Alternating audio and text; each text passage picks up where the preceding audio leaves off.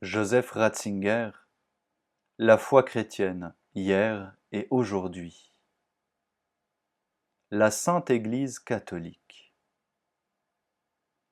J'avoue que pour moi, cette sainteté si peu sainte de l'Église a quelque chose d'infiniment consolant. Car ne faudrait-il pas désespérer devant une sainteté qui serait immaculée et ne pourrait agir sur nous qu'en jugeant et en brûlant? Et qui oserait prétendre n'avoir pas besoin d'être supporté par les autres, d'être porté par eux? Or, comment quelqu'un qui, pour vivre, a besoin d'être supporté par les autres, pourrait-il lui-même se refuser à supporter? N'est-ce pas la seule chose qu'il puisse donner en retour, l'unique réconfort qui lui reste, de supporter comme on le supporte lui-même? La sainteté de l'Église consiste d'abord à supporter, pour ensuite porter. Mais lorsqu'on cesse de supporter, l'on cesse également de porter, et l'existence qui n'a plus d'appui ne peut que sombrer dans le vide. L'on dira peut-être que de telles paroles sont l'expression d'une existence faible et sans vigueur. Mais la condition chrétienne implique que l'on accepte l'impossibilité de l'autarcie et la faiblesse de son être propre. Au fond, il y a toujours de l'orgueil caché là où la critique de l'Église revêt cette dureté amère qui commence à être de mode de nos jours. Malheureusement, elle est jointe trop souvent à un vide spirituel, où la réalité propre de l'Église n'est même plus perçue.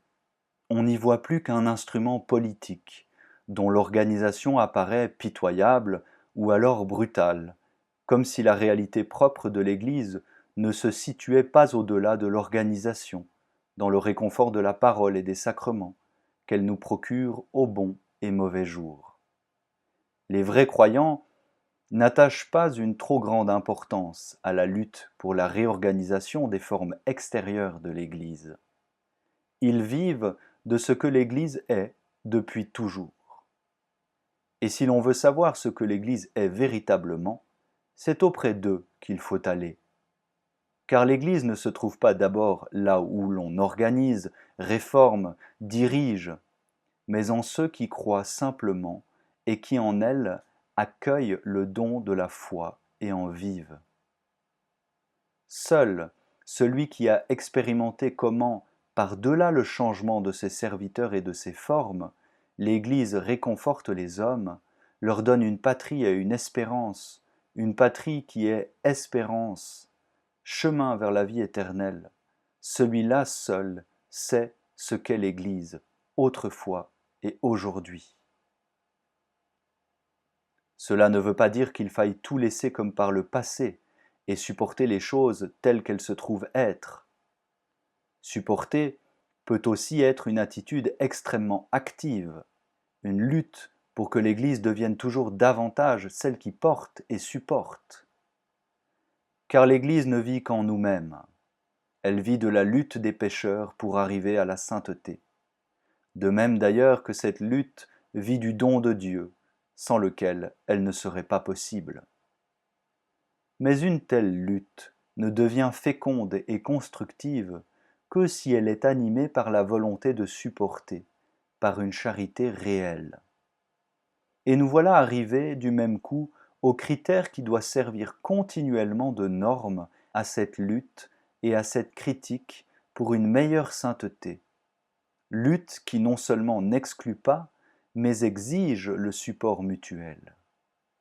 Ce critère, c'est le caractère constructif. Une dureté qui ne fait que détruire se juge elle-même. Une porte que l'on claque peut devenir, il est vrai, un signe qui réveille ceux qui sont dedans, mais l'illusion qui consiste à croire que l'on pourrait construire davantage dans l'isolement que dans la communion n'est justement qu'une illusion, exactement comme l'idée d'une église de saints au lieu d'une église sainte, qui est sainte parce que le Seigneur prodigue en elle le don de la sainteté sans aucun mérite.